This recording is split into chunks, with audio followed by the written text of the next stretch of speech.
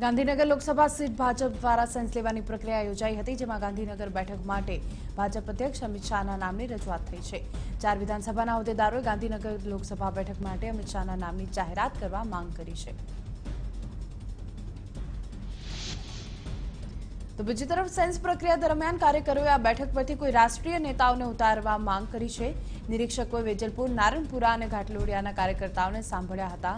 નિરીક્ષક પૃથ્વીરાજ પટેલે કહ્યું કે આ બેઠક માટે કોઈ કાર્યકર્તાઓએ પોતાનો બાયોડેટા નથી આપ્યો।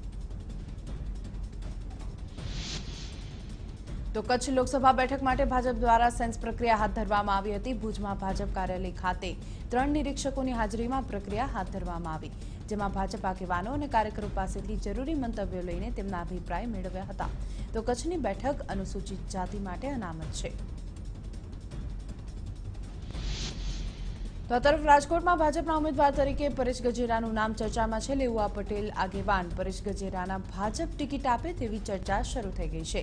તો પાટીદાર વોટ બેંક અંકે કરવા ભાજપ આ રણનીતિ અપનાવતું હોવાની ચર્ચા વહેતી થઈ છે। તો બારડોલી લોકસભા બેઠક માટે ભાજપ દ્વારા સેન્સની પ્રક્રિયા હાથ ધરવામાં આવી હતી। મંગુ પટેલ, પૂર્ણેશ મોદી, ડોક્ટર જયંતિ પંડ્યા અને કાર્યકરોએ આગેવાનો પાસેથી જરૂરી મંતવ્યો લઈને તેમના અભિપ્રાય મેળવ્યા હતા। તો વલસાડ ડાંગ લોકસભા બેઠક માટે ભાજપની સેન્સ પ્રક્રિયા પૂર્ણ થઈ છે। જો કે નિરીક્ષકો ત્યારે મૂંઝવણમાં આવ્યા જ્યારે 2 ભાઈઓએ ટિકિટ માટે ઉમેદવારી નોંધાવી। તો વર્તમાન સાંસદ કેસી પટેલ છે, તેમના ભાઈ ડીસી પટેલ પણ ટિકિટની માંગ કરી રહ્યા છે। તો લોકસભામાં સૌરાષ્ટ્ર તમામ 7 બેઠક પર વિજય મેળવવા ભાજપને સામાજિક નેતાઓ પર મીટ માંડી છે। માનવામાં આવી રહ્યું છે કે સૌરાષ્ટ્રમાંથી ભાજપ કોઈ પાટીદાર સમાજના અગ્રણીને મેદાનમાં ઉતારી શકે છે। તો ભાજપે રાજકોટ, અમરેલી અને પોરબંદર જેવી પાટીદાર પ્રભુત્વ ધરાવતી બેઠક પર પાટીદાર સમાજમાં મહત્વ ધરાવતા સામાજિક અગ્રણીની શોધ પણ શરૂ કરી છે। તો નવસારીના સાંસદ CR પાટીલ સામે આચાર સંહિતાના ભંગની ફરિયાદ દાખલ કરવામાં આવી। કોંગ્રેસ કોર્પોરેટરે ચૂંટણી પંચ સમક્ષ આચારસંહિતા ભંગની ફરિયાદ દાખલ કરાવી છે। તો સોશિયલ મીડિયામાં આર્મીના ફોટાવાળી પોસ્ટ શેર કરતા આ ફરિયાદ દાખલ કરાઈ છે। તો નવસારીના અને ન્યૂઝીલેન્ડ સ્થાયી થયેલા યુવાનનું આતંકી હુમલામાં ગોળી વાગતા મૃત્યુ થયું છે। અરજાના મસ્જિદના ફળિયામાં રહેતા જુનેદ કારા ન્યૂઝીલેન્ડમાં સ્થાયી થયા હતા। જુનેદ કારા મસ્જિદમાં નમાઝ પઢવા ગયા હતા અને તે સમયે અંધાધૂંધ ફાયરિંગ થયું હતું, જેમાં તેમનું મૃત્યુ થયું છે। તો બીજી તરફ યુવાનના મોતના સમાચાર બાદ સાંત્વના આપવા માટે નવસારીના ધારાસભ્ય પિયુષ દેસાઈએ પરિવારની મુલાકાત લીધી। પિયુષ દેસાઈએ પરિવારજનો સાથે વાતચીત કરી વિગતો મેળવી હતી। તો ન્યૂઝીલેન્ડમાં ક્રાઇસ્ટચર્ચમાં શુક્રવારે થયેલા 2 મસ્જિદમાં આતંકી હુમલામાં વડોદરાના પિતા પુત્રના ગુમ થતા પરિવારમાં ચિંતાનું મોજું ફરી વળ્યું છે। વડોદરા ખાતે રહેતા આરિફ વહોરા અને તેમનો દીકરો રમીઝ ફાયરિંગની આ ઘટના બાદ ગુમ થઈ ગયા છે।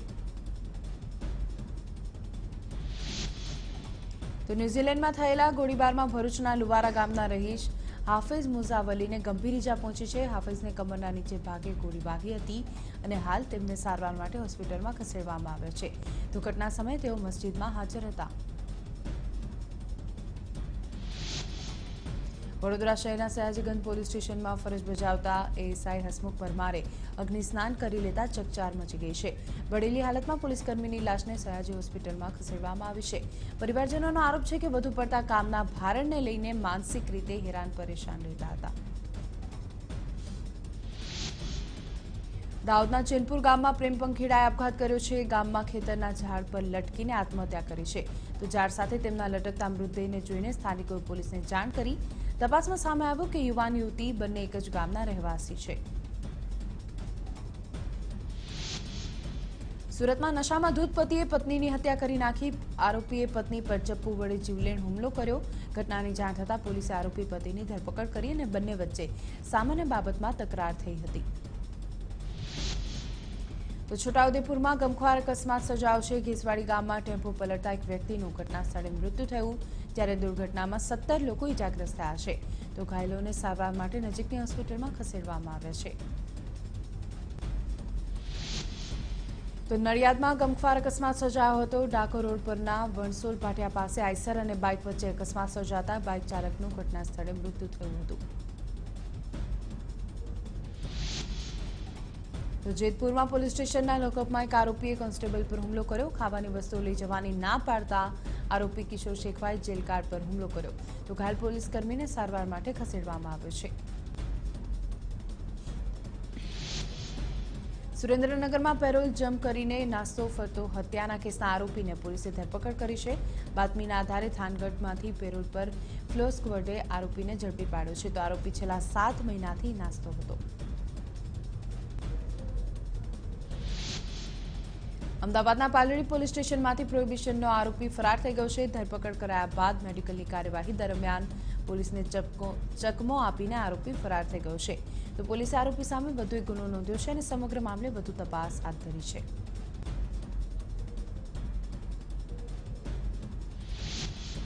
તો અમદાવાદના નિકોલ પોલીસ સ્ટેશનમાં અરવલ્લીના 2 યુવાનોએ છેતરપિંડીની ફરિયાદ દાખલ કરાવી છે. ફરિયાદીનું કહેવું છે કે આરોપી મૌલિક પટેલ ક્લાસ 1માં નોકરી આપવાના બહાને છેતરપિંડી કરી રહ્યો છે અને અગાઉ આ શખ્સે નકલી આઈબી અને સીબીઆઈ અધિકારીની ઓળખ આપી લોકો સાથે ઠગાઈ કરી હતી.